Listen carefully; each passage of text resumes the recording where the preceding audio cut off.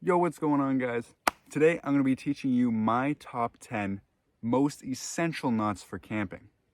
These knots I use for every time I'm out, whether it be in Army Cadets, whether it be out just bugging out, even just some basic training. These are the best knots I have so far found. And even some of these knots I use in everyday life. So let's not waste some time and let's get into it. So when I ask you what is the simplest knot you can do, you're probably going to say this one. This is what you call an overhand knot. As the first knot of today, I'm going to be teaching you how to do a double overhand knot, or what is also called as a stopper knot. So basically you want to do that same motion again. You take your end, cross it over so you have some sort of a loop, pull that end through that loop, and also pull it through that loop again. So you have some sort of swirl here, pull it tight, and voila. On one end of the knot, you should have two parallel lines, and on the other end, you should have some sort of X. That is a stopper or a double overhand knot. And just to get it undone, you just kind of rub it and squeeze it together and pull it apart. There you go. For the second knot, we're going to tie a loop called a bowline. It'll look somewhat like that. So what you want to do is make sure you have pretty good slack on your end here. Take your thumb and your index finger and kind of twist in opposite directions so it crosses over. So you have a bit of a loop here. Take your end, feed it through that loop, come around over your bottom here, and feed it through that same loop again. So you have some of it looking like that. And all you want to do is pull that tail tight, and you have a bowline. And what you could also do is, if you had a bit more slack here, you can take that stopper knot that we learned earlier,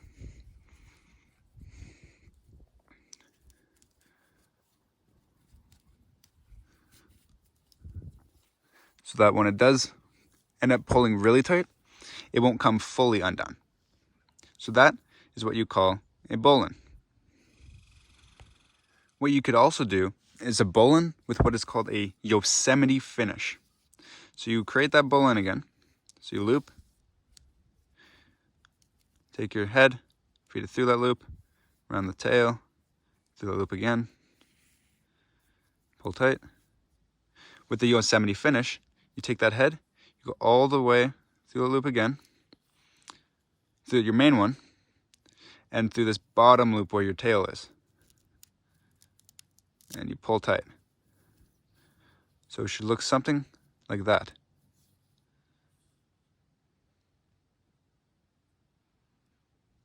For the third knot, we're going to do what is called a double figure eight. So some of you might be familiar with a figure eight knot, which is that one, because it looks like a figure eight. While a double figure eight is that same motion, but instead you create a bite and you have it hang down. You wrap around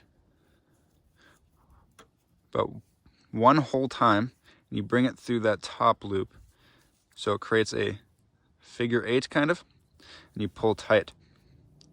So then you have your top loop and your main line. That is a double figure eight. Another way of tying it is called a double figure eight follow through. So you create a normal figure eight knot, which you hang down, wrap around one whole time, feed it through a top loop. So you have figure eight, but make sure it stays loose, because if you have another loop, so I'm going to use this carabiner for example, and you feed your line through it, you take your head and you follow through that figure eight again, coming through the top, up around the bottom, feed through again, wrap around the top, and feed through a third time. So that looks like parallel ropes making a figure eight. And you should have a loop up top. That is a double figure eight follow through. The next knot is called a scaffold knot. So you take your rope, you cross it over, and you wrap your rope around that cross 2 times, and you take your end, you feed it through those wraps you just made.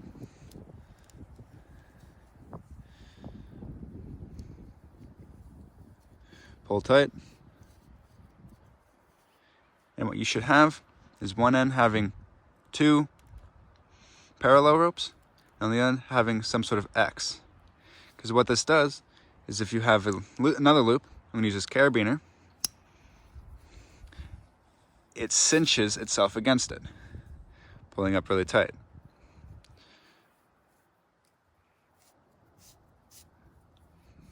Again, it should slide on you. And that's what you call a scaffold knot.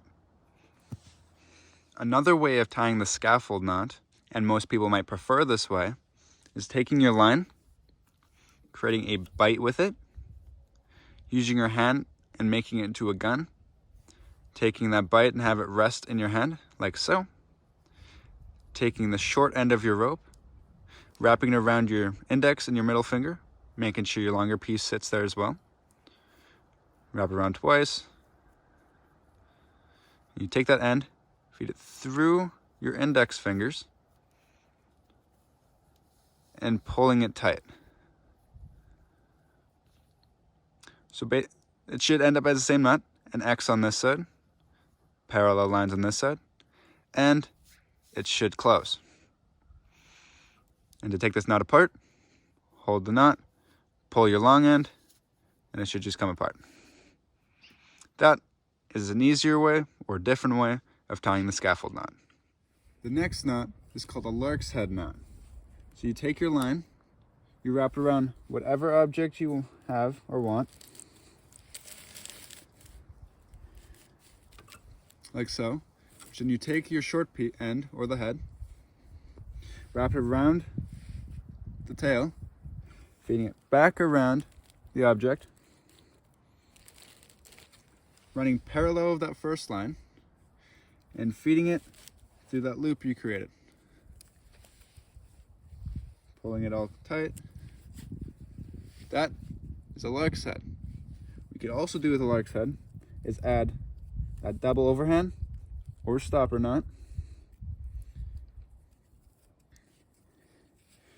So then when you pull tight on the lark's head, it won't come undone on you. And that is a lark's head knot with a stopper. The next knot is called a fisherman's knot. This one's used for conjoining 2 ends together. So you take the 2 ends, cross them over, and on each end, you just create a simple overhand knot. There's one. There's 2. You pull them together. Now, depending on how slippery and the diameter of your rope, you may need more wraps. So if that was just a single overhand, you can create as many as you want. So you can create a double,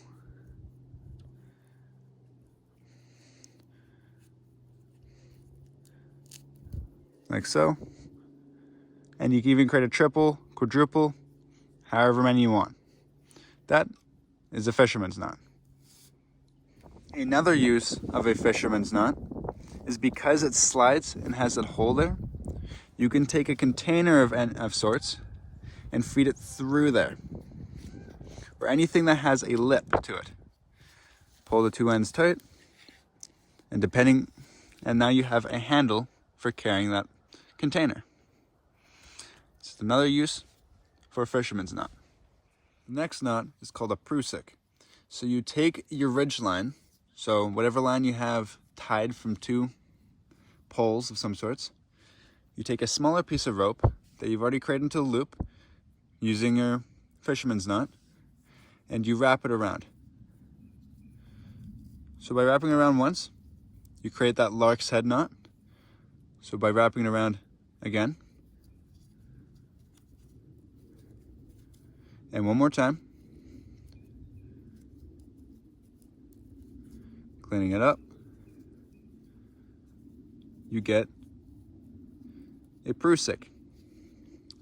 So with the use of this is it slides along your ridgeline, but the moment you pull it in one direction, it locks. Slide, lock. You can use this for hanging up tarps, hanging small items from it, or even climbing. That is how you tie a prusik. The next one is called a marlin spike hitch. So you take your ridgeline and having your hand, just grab a good chunk of it, you twist so it creates a cross. So you got a loop and a little cross, and you lay it, continue twisting against it, having it lay and pull that rope through. So it creates a loop. Now what this is used for is if you have another piece of rope feeding through there, you can use it as a midline loop. And just pulling it comes apart. The marlin spike hitch can also be used for creating ladders or lattices. So by having that rope in, or having that loop in, you could stick a piece of wood, piece of bar, whatever you have.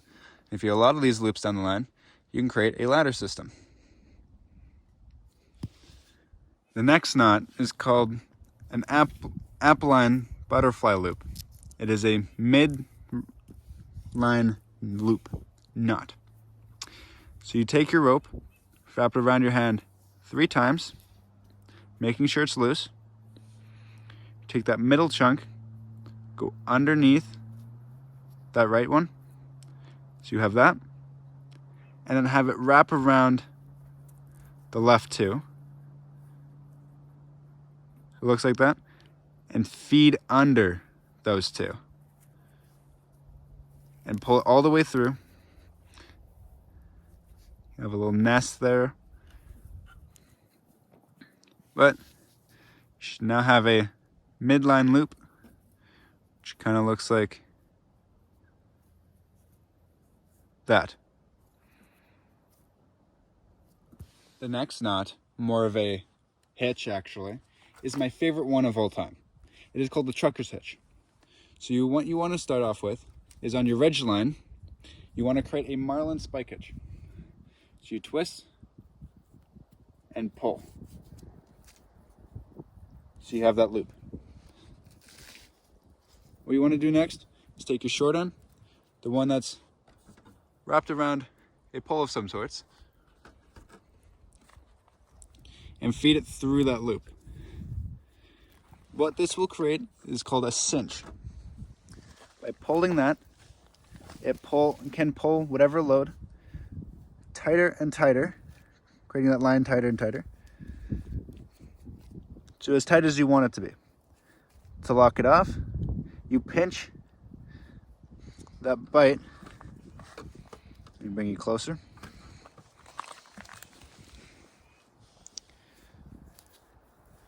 So you pinch this section right here, this one.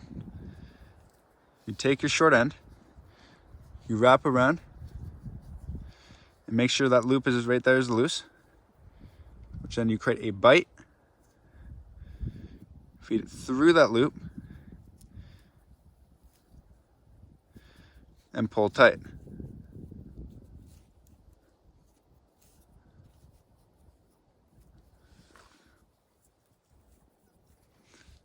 So then it'll look like that. Now right here, you can stick a piece of wood, for example this one, stick it through that loop, pull that line down, and now that is a trucker's hitch. That is locked. It won't come undone. If you take that out, pull it through, it all comes undone. That was the list of my top 10 most essential and favorite knots for camping. I use those everywhere I go. I hope you guys enjoyed, and I'll see you next time. Just remember, every day is a great day. Love you.